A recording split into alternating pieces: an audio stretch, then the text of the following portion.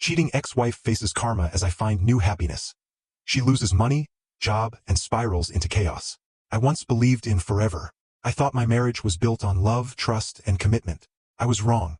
My wife had been lying to me, betraying me behind my back while smiling to my face. The worst part? She never thought I would find out. She was careful, calculated, until one mistake shattered her perfect illusion. When I uncovered her deception, I felt like the air had been knocked out of my lungs. 8 years of my life had been a lie. The woman I trusted had been playing a game I never signed up for. And when confronted, she showed no remorse. Instead, she blamed me, ridiculed me, and laughed in my face. But life has a way of balancing the scales. She thought she had it all figured out, but karma does not forget. While I moved forward, found happiness, and rebuilt my life, she lost everything. Her money, her career, her stability. One by one, everything she once cherished slipped through her fingers. And in the end, she had no one to blame but herself. Marriage is built on trust. That is what I always believed. When I married my wife, Olivia, I thought we had the kind of love that could withstand anything. We had been together for nearly a decade, and through it all I stood by her side, believing she was my partner in every sense of the word. We had a comfortable life, nothing extravagant, but enough to be happy. I worked tirelessly to provide for us, and Olivia had a decent job, but she always wanted more. More money, more excitement, more freedom. At first, I thought it was just ambition. I admired that about her. She always had big dreams, and I wanted to support them. But over time, her desires started feeling less like dreams and more like dissatisfaction. She would complain about our finances, about how we were not traveling enough, about how our friends were moving up in life while we were standing still. I reassured her that we were doing fine, that patience and hard work would get us there. I never realized that, to her, I was not enough. Things started changing. Olivia became distant. She worked late more often, spent weekends out with friends, but never invited me. She started dressing differently, putting in more effort into her appearance when going out than she ever did for our date nights. I told myself I was imagining things. After all, she was my wife. She would never betray me. But deep down, a quiet voice kept whispering that something was wrong. Our relationship had never been perfect, but I thought we had built something real. We had been together since college, navigating the ups and downs of life as a team.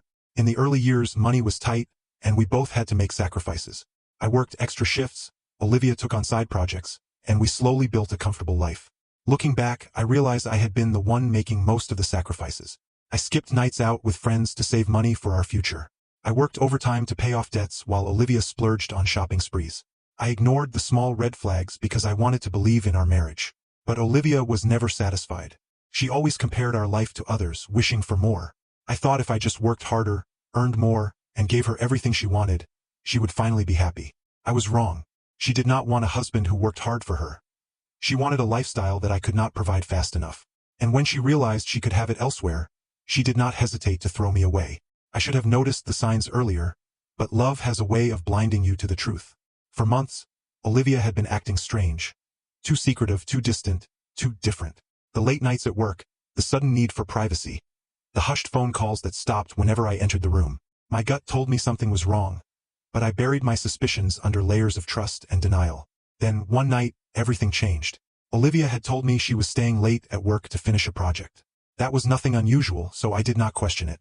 But then, around 10 p.m., I received a text from one of her coworkers, a guy I barely knew, asking if Olivia was okay. He had assumed she was homesick because she had left work hours ago. My stomach dropped. I tried calling her. No answer. I texted. No response. A sickening feeling crawled up my spine, the kind that told me my life was about to change forever. I did something I had never done before. I checked her location through the phone app we had installed years ago for safety. My breath caught in my throat when I saw where she was. She was not at work. She was at a high-end hotel across town. My mind raced. Maybe there was an explanation. Maybe she had a surprise planned or a business meeting. Maybe no. Deep down, I knew.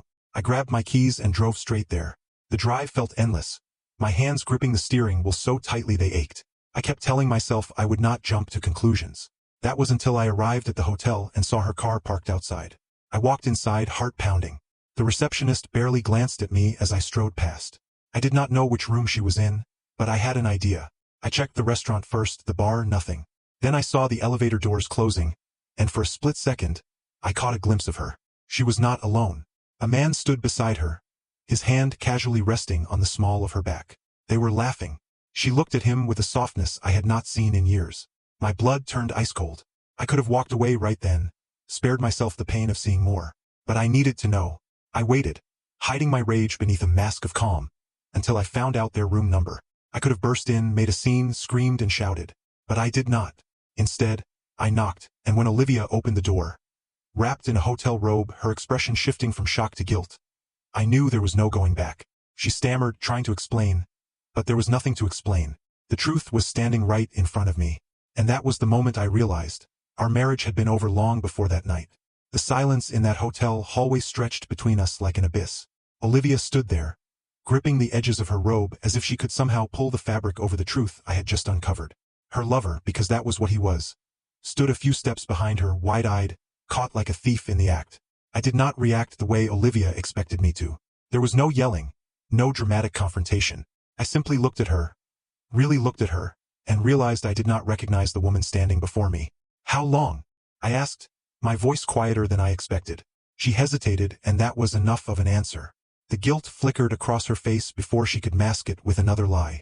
"Ethan, please," she started. But I raised a hand, cutting her off. I did not want to hear it. I had given her every chance, every ounce of trust, and she had thrown it away. I turned and walked away. She did not follow me. That, more than anything, sealed our fate. The drive home was a blur. My thoughts spiraled, memories flashing through my mind like a cruel slideshow.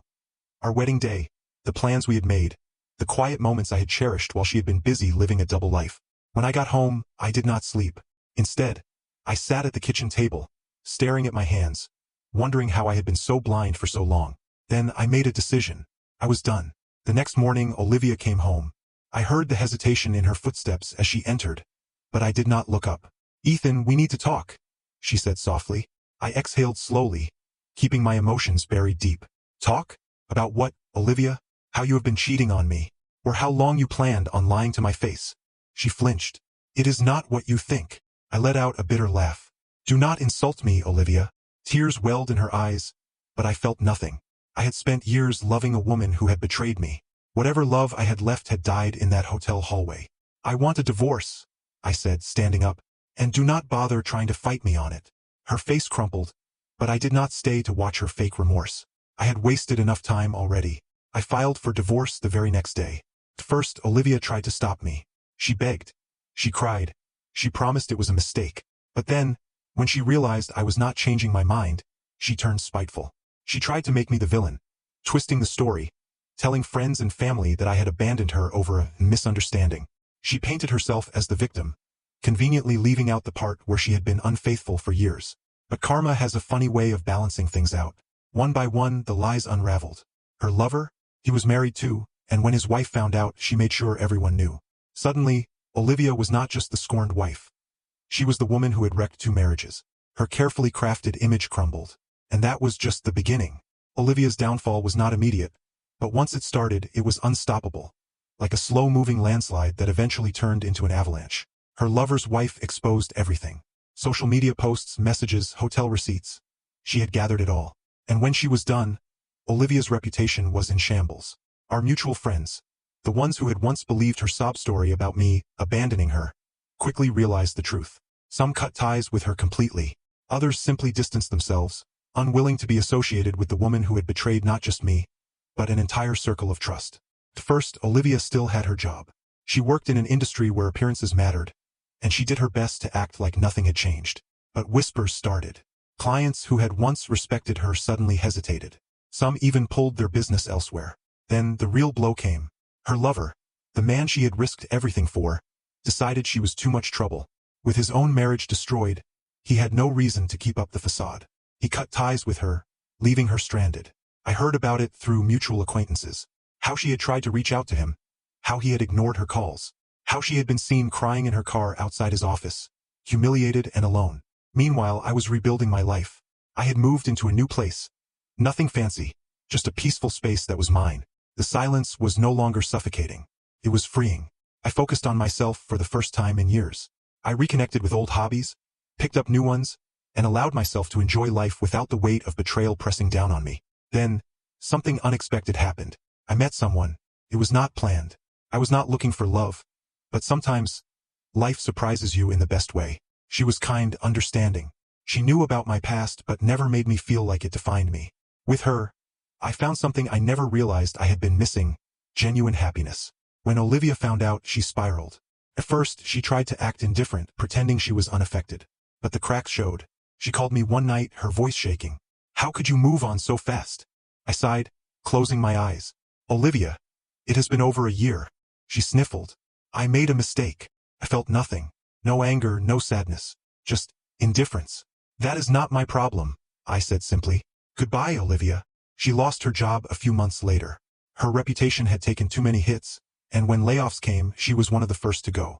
I heard through mutual connections that she struggled financially after that. Without a stable income, she had to downsize, selling off things she once took for granted. The car, the expensive apartment, gone. She had built a life on lies and selfishness. And in the end, it all crumbled around her. But I was finally free. I had found love again, but more importantly, I had found peace. And that, more than anything, was the best karma of all. If you enjoyed the story, make sure to like the video, subscribe to the channel, and press the bell icon so you never miss an update.